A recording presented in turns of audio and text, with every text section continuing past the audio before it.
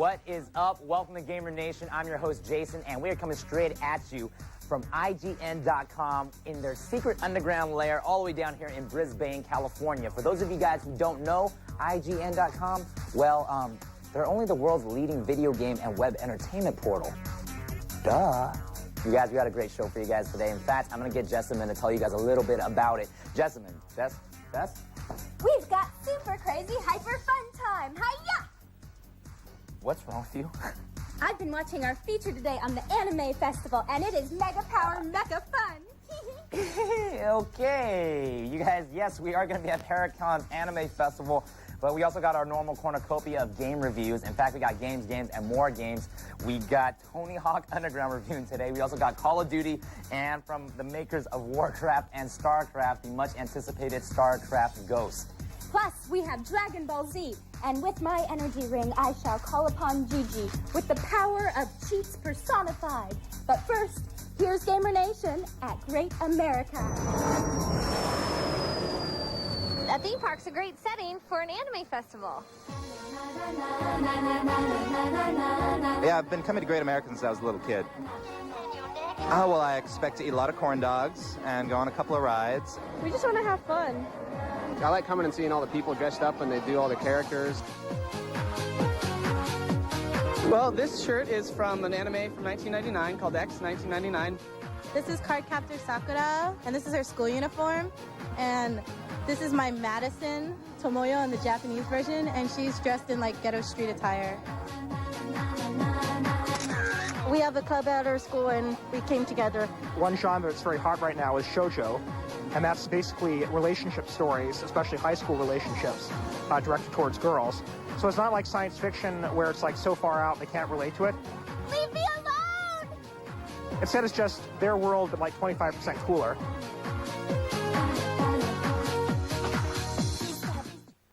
Well, one of my favorite things here is the anime on the IMAX. That's always fun. We're here today promoting risky safety and showing risky safety in the IMAX. It's about a 13-year-old girl named Moe who's pretty depressed over some relationship issues. So she sort of summons a apprentice Shinigami, an apprentice death spirit, who comes to steal her soul. I like the larger-than-life action ones. You know, like the robots destroying things and... I think I'm going to watch Yu-Gi-Oh! I'm like a Yu-Gi-Oh freak, so yeah, that's clearly an understatement right there. I'm looking forward to seeing a guest and talking to people like Carl Horn, so it'll be great to ask him questions from the audience. Hi, I'm Carl Horn, and I'm a manga editor for Viz. Manga editor, we take the Japanese comics and we translate them into English and bring them out here. And kind of the foundation of all the imagery you see in video games and anime comes from the Japanese comics. My name is Dr. Brown. I write about video games, in particular ones that would appeal to anime fans. Well, oddly enough, most video games, at least the good ones, come from Japan. Japanese anime comes from Japan. So they're very similar. They're sort of like sisters in Japan. Actually, a lot of video games have been attracting a lot of talent from anime. My name's Shane Callahan, and I'm a voice actor. I do mostly English dub-overs of animes. Elf Princess Rain, I played Go, and Oberi and Kite.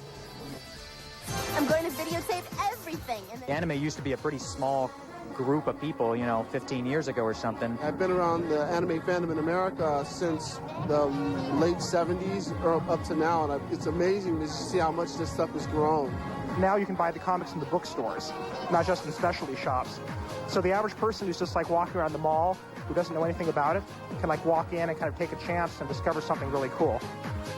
If you start watching one anime show, you'll get addicted to it.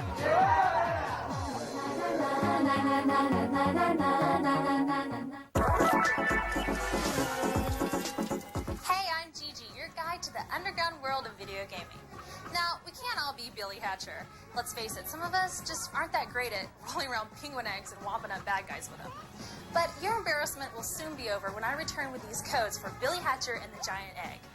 Now, they are excellent. I'm sorry, they made me say that.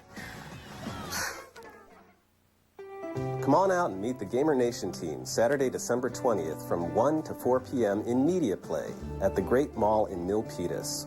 We'll be there giving away early Christmas presents. See you there. Okay, I'm back. And it's time to get hatching. Now, is staring at a little boy in a chicken suit not really your thing? Yeah, me neither. Well, here's how to unlock some new characters in Billy Hatcher and the Giant Egg.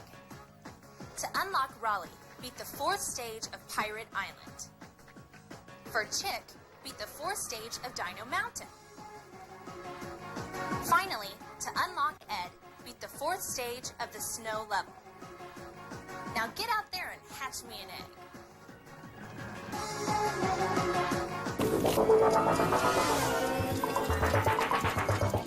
First up, we have Call of Duty.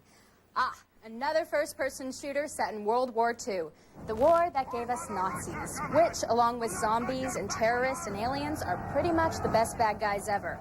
I'm here with IGN.com editor Dan. Dan, tell me, do you ever fight alone? Actually, you do fight alone on a couple of occasions, but for the most part, you're going to be fighting alongside some computer-controlled squad mates to make the game a little more realistic, like you're actually in a war. Tell me about the multiplayer aspects. The multiplayer is actually pretty cool. It's, it's really fast-paced and loud, and it's not quite as in-depth as something like Battlefield 1942 or Return to Castle Wolfenstein. But the maps are put together really well, and it actually ties in the single-player game because a lot of the maps are based off of that. And the weapons are really good, the sound is still really good, and it's a really fun experience.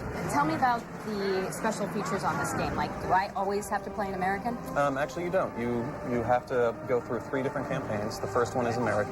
So you fight through that, and then you eventually get to the British, and then you'll play as the British, and then you'll move to a different front for the Russians. And all 3 of these campaigns have a little different focus on the battle, but they're all done very well and a lot of fun. What sets Call of Duty apart from its competition?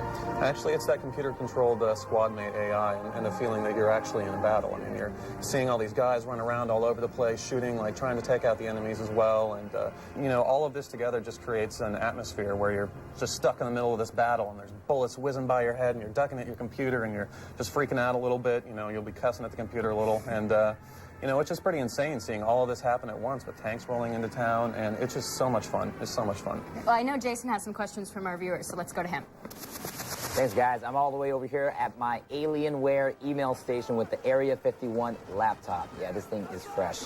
Here's a question for Call of Duty. The question is, what kind of weapons and vehicles are expected on Call of Duty? And this is an email from Jim Hodge in Long Beach, California.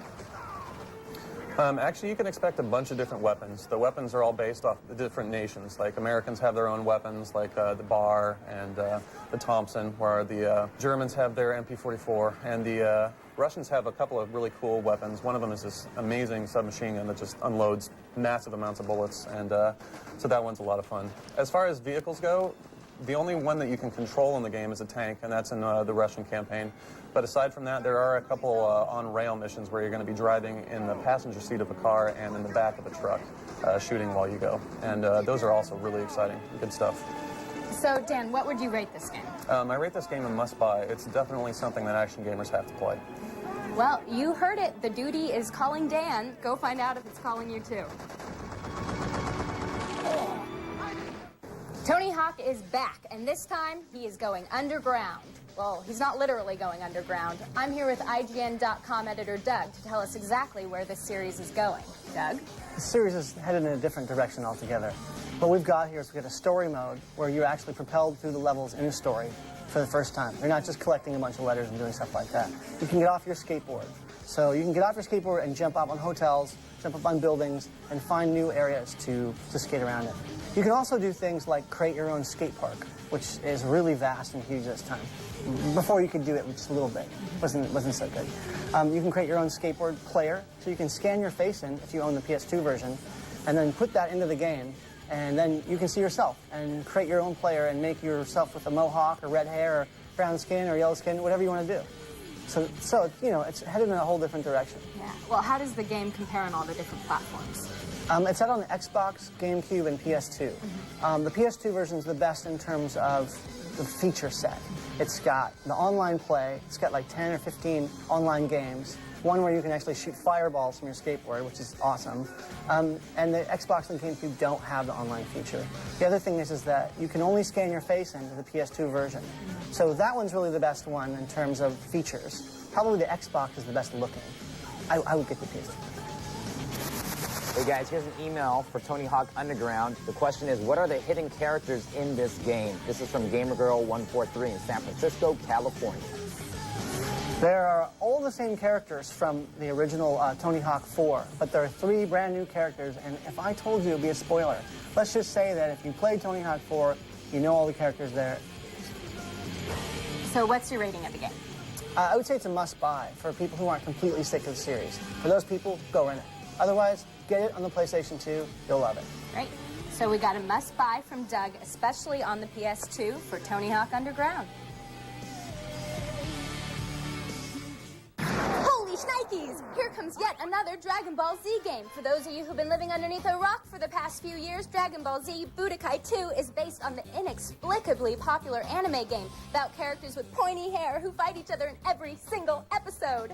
I'm here with IGN.com editor Jeremy. Jeremy, fill us in.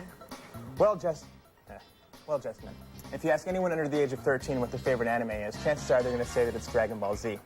It's the single most popular animated series on all of American daytime television right now, and it's pretty much dominating the ratings for the last 10 years since its original Japanese release. It's definitely no slouch when it comes to popularity. As you'd come to expect, there have been quite a number of video games to be spawned from its likeness over the years, but for the most part, the majority of them have been pretty awful.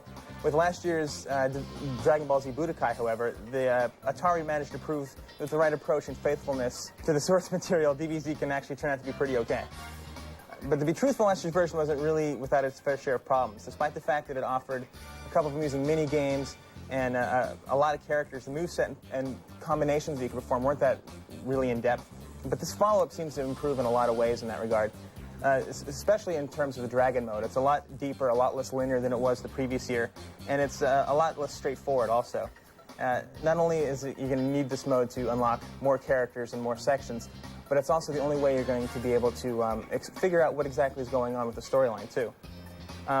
As you can also probably tell, another improved aspect is the visuals. It's a lot better looking than last year, a lot closer to the cartoon, and the animation's a lot better, too. But unfortunately, in terms of how the game plays, it's still incredibly similar to last year. There's not really a lot of variety when you compare it to a game like Virtua Fighter Evolution or Soul Calibur 2. And even though there's been a few minor tweaks in a couple of spots, it's pretty much the same game. But I really don't think that's going to hurt this game at all. Dragon Ball Z fans being as crazy as they are, they're going to go out there and buy this thing anyway. Let's go to Jaeson and see if he has any letters from the fans. Thanks, Jessamyn. We're back here at the Alienware email station with our Area 51 laptop, and this is a question for Dragon Ball Z Budokai. The question is, do you think this is the best Dragon Ball Z game ever? If not, what is? And this is an email from Super Saiyan Budokai Boy all the way out in Bronx, New York City. It's definitely the best Dragon Ball Z game ever. To be honest with you, most of the games that came out before this were pretty awful, so it didn't take much to get to be the best game ever, and this is definitely it. But I think that there's still a lot of room for improvement, too. So, Jeremy, what do you give the latest installment of the Dragon Ball Z? I would say it's a rental. It's definitely got enough of the cool stuff to please the fans, but for everyone else, I'd say they need to try it out first before they make their ultimate buying decision. Well, you heard it from Jeremy. It's a rent first.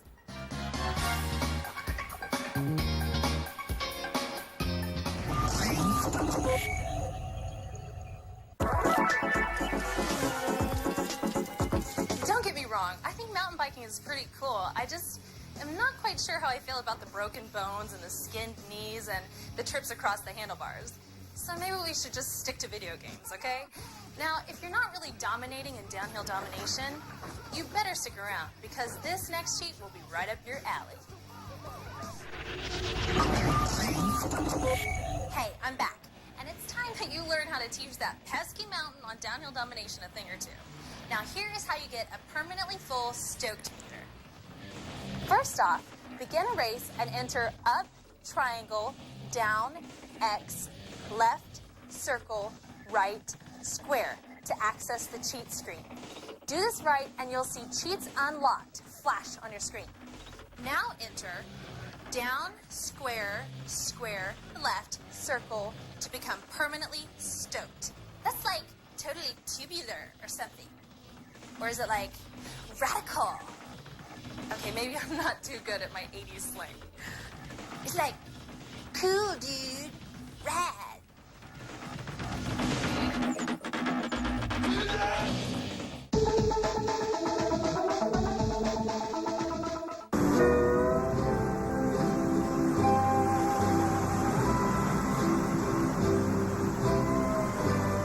Need a vacation? Well, Ubisoft has a game for you.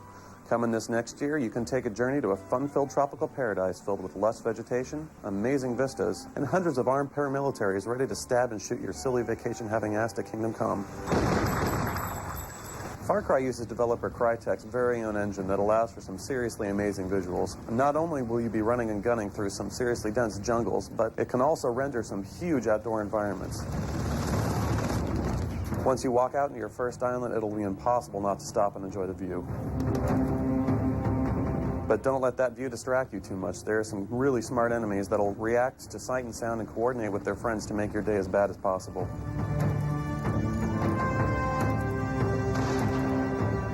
With a multiplayer portion that promises to be as exciting as a single player, Far Cry should be on any PC playing action gamers list of titles to look forward to this next year. There is a phantom that moves in twilight. Starcraft Ghost puts you in the role of Nova, a ghost unit straight out of the popular real-time strategy game Starcraft. Designed exclusively for consoles, Starcraft Ghost uses the Starcraft universe to furnish a third-person shooter that switches the classic overhead perspective for something a little more personal. Fans will finally get a sense of what Zerg, Terran, and Protoss units look like, and just how huge a menace they really are. The main draw to Ghost, besides the franchise attached to this shooter, is the multiple ways mission objectives can be completed. You can go in firing with every firearm you've got, or you can just rely on stealth, similar to Splinter Cell. But Nova's not just a stealthy assassin. She's also got psionic powers, like in StarCraft, that will help her take down the enemy scourge. Starcraft Ghost. StarCraft Ghost will certainly appeal to fans of StarCraft, but other touches like realistic AI, vehicular combat, a slew of stealth moves, and your constant changing surroundings and enemies make this a game that can appeal to any shooter fan.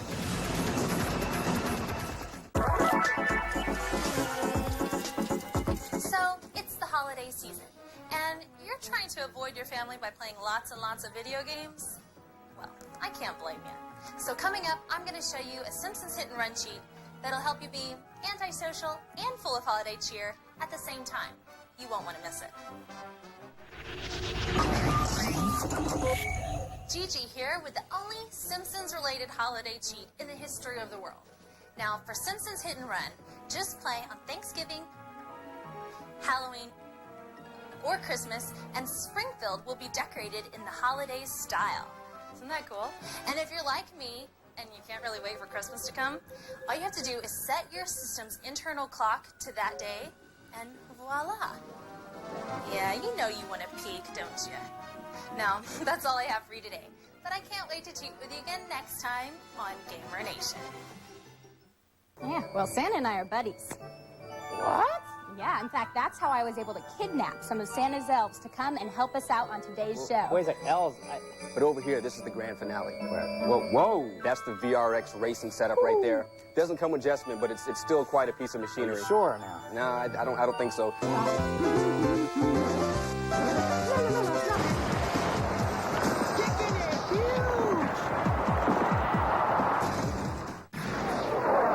Jessamyn, what happened to Super Crazy Hyper Fun Time?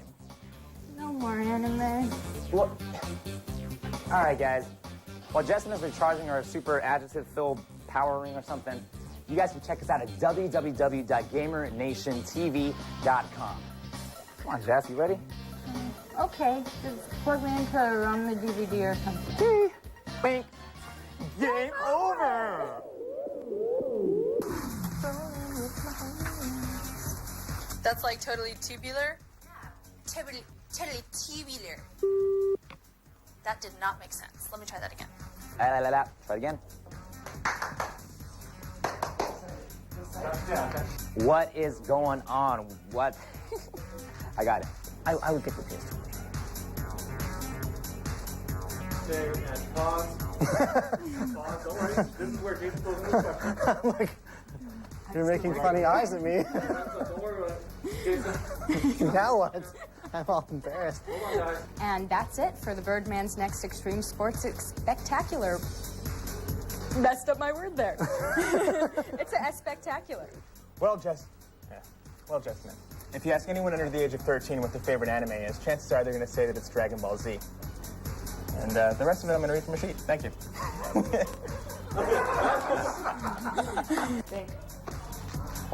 Game over! Game over! Game over! Game over! Game over. Think. Game over! Game over! Game over! Think. Game over! www.GamerNationTV.com. Gamer Nation is produced by Our Tribe Productions in association with IGN Entertainment.